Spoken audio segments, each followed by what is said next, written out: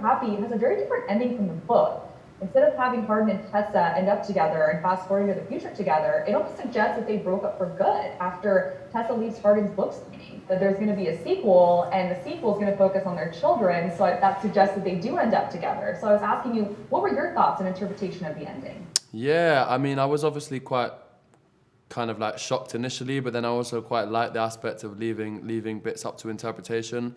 And I think the most honest answer I can give is I'm enjoying the ability to, as an actor, hide behind the decisions that the producers and the higher-ups and directors make. But it's definitely debatable, but I think that's kind of like the beauty of film sometimes is you get fans who will really think it should have been done one way and fans who think the opposite, and that just shows they care. So yeah, we'll have to see what the wider range of fans think of that ending. But yeah, you're right, it is definitely surprising and different from the books. Yeah. So from the first film to the end of the fourth, Hardin goes through a complete transformation, including going through a lot of growth in this film specifically. How would you describe Hardin's journey, and do you think that he has a happy ending? Yeah, I think he does. I mean, it's hard because the books are different from the films, and the film obviously, yeah, it's difficult, but I definitely believe that he does eventually. In my heart, to allow me to sleep at night, he definitely does, yeah. Love that. You and Joe went through this experience together, of course, and what do you love most about working with her?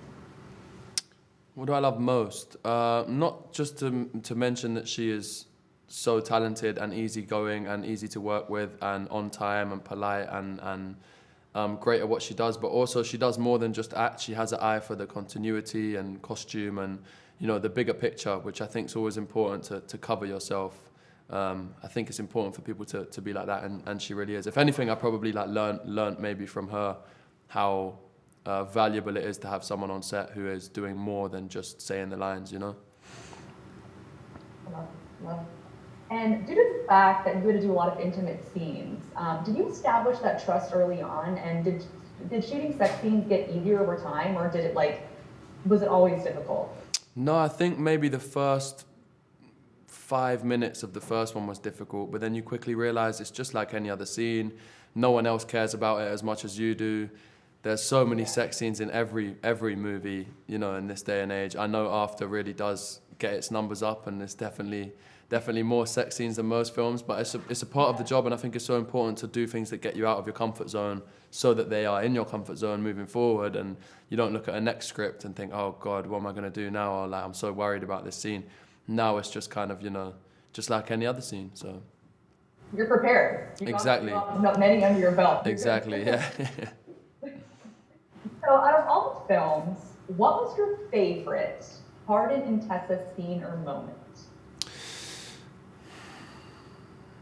Maybe when you said scene, I was thinking of other ones. When you said moment, I definitely think the bit, and I remember thinking this as soon as I read it, the bit in the bath when he writes "I love you" on her back, and she can't guess what it is.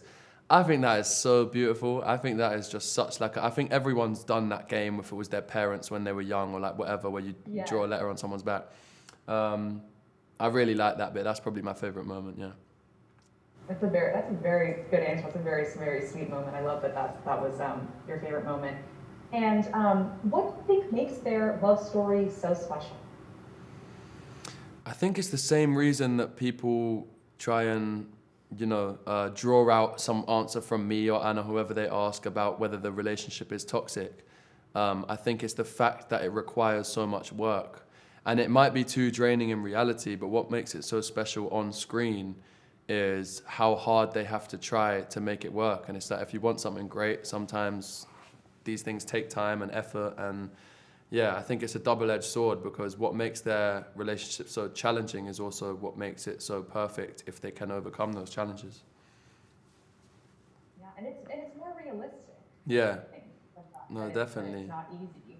Yeah, and they're such different people, but they're so similar in other ways, which I think is also so relatable. I think when you really look at relationships and people in relationships, there's obviously similarities that they have, but the differences kind of become heightened, and I think it does a good I think the characters are really well balanced in how they're portrayed in that way. Well, Actor 3 in this film were shot back to back. Did you shoot the films chronologically in order?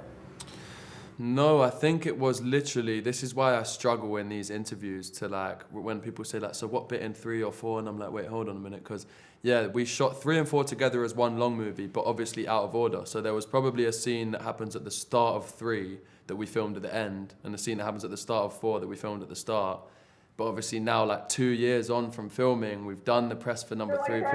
Yeah, honestly, it's a bit of a challenge. But I think that was the best way to do it logistically, to film 3 and 4 back to back in that way. And it was good in the way that we kind of like got the momentum going. So like that towards the end, you really felt like you had some steam behind you. What was the last scene to film, and what was it like when they called cut for the final time? To be honest, I think we were always expecting it to be sad, and by the time it came, we'd spent 3 months filming in lockdown in Bulgaria. I say Bulgaria, it was more just in a hotel in Bulgaria because the COVID regulations were pretty strict. So I think everyone, it was definitely bittersweet, but everyone was kind of happy to get home and have a rest. But you know, it was probably like 2-3 weeks later for everyone else. They were like, wow, I can't believe we're done. But then we come back and we do press, and then we go home for a bit, and then we come back and do press again. And it's been like a nice, long, slow, gradual goodbye. So it hasn't been like a ball drop that's really shaken us up. I think it's been nice that we've been prepared for it.